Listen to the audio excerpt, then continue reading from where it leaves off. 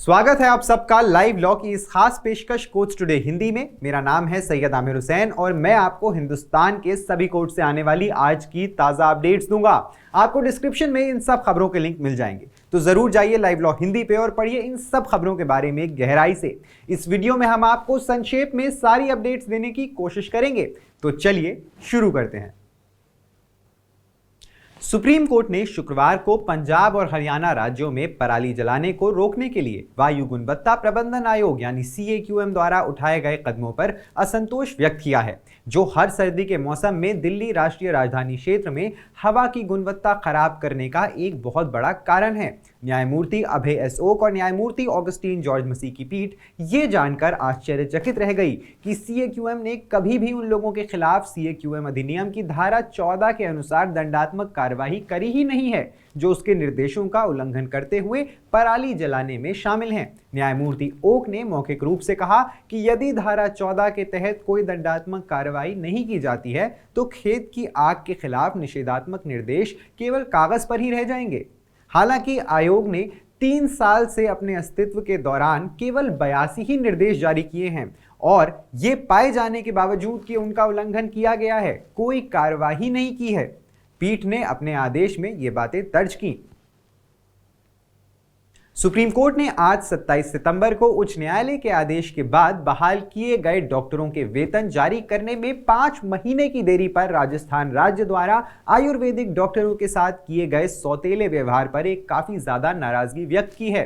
CJI DY Chandrachud और न्यायमूर्ति मनोज मिश्रा की पीठ राजस्थान उच्च न्यायालय के आदेश के खिलाफ राजस्थान राज्य द्वारा दायर एक याचिका पर सुनवाई कर रही थी। डॉक्टरों के वकील ने बताया कि उच्च न्यायालय के आदेश के बाद आयुर्वेदिक डॉक्टरों को बहाल कर दिया गया था, लेकिन पिछले 5 महीनों से उन्हें वेतन तक नहीं मिला है। आयुर्वेदिक डॉक्टरों के वेतन जारी करने में देरी को गंभीरता से लेते हुए चीफ जस्टिस ऑफ इंडिया ने टिप्पणी की, वो सभी डॉक्टर के रूप में काम कर रहे हैं। आयुर्वेदिक डॉक्टरों के साथ ये सौतेला व्यवहार क्यों है?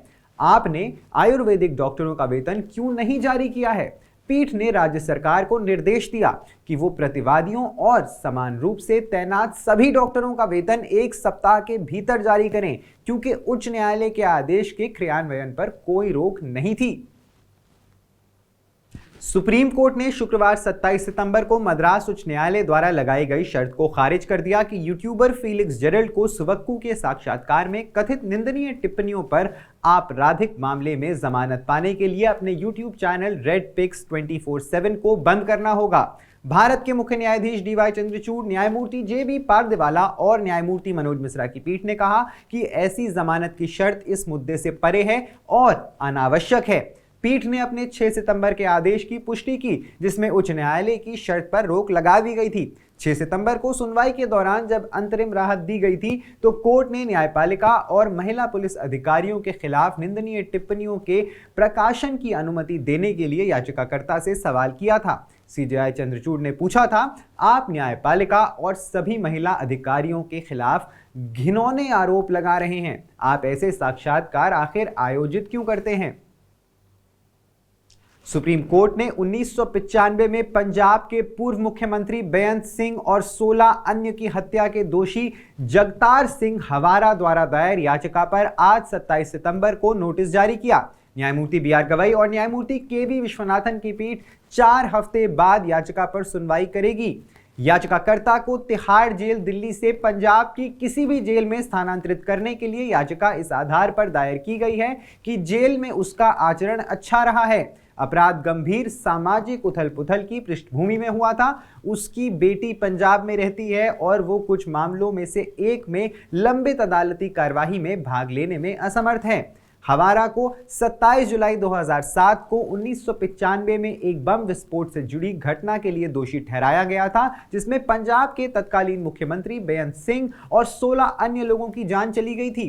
15 आरोपियों को दोषी ठहराया गया था, जिनमें से हवारा और बलवंत सिंह 2 को मौत की सजा सुनाई गई, जबकि अन्य को आजीवन कारावास की सजा सुनाई गई थी।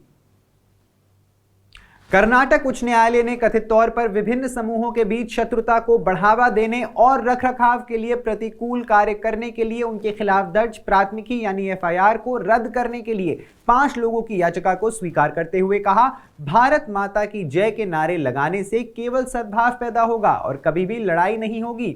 न्यायमूर्ति एम नागाप्रसन्ना की एकल न्यायाधीश पीठ ने अपने फैसले में कहा कि ये याचिकाकर्ताओं द्वारा दर्ज की गई शिकायत के जवाबी हमले का मामला है। उन्होंने कहा कि धारा 153 ए का एक भी हिस्सा पूरा नहीं होता है। संदर्भ के लिए धारा 153 ए धर्म, जाति, जन, स्थान, निवास, भाषा आदि के आधार पर विभिन्न समूहों के बीच दुश्मनी को बढ़ावा देने और सद्भाव बनाए रखने के लिए प्रतिकूल कार्य करने से संबंधित है।